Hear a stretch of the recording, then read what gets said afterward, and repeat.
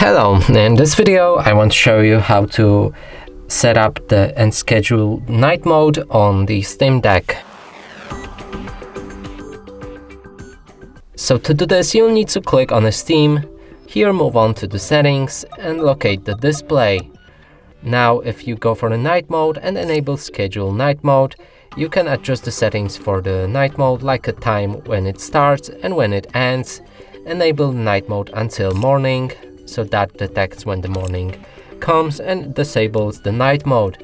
It also adjusts the night mode tint from warm to cool, or use advanced view, and that way you can change many more settings like a primary hue, peak saturation, shadow saturation, and you can see all the colors down here like that.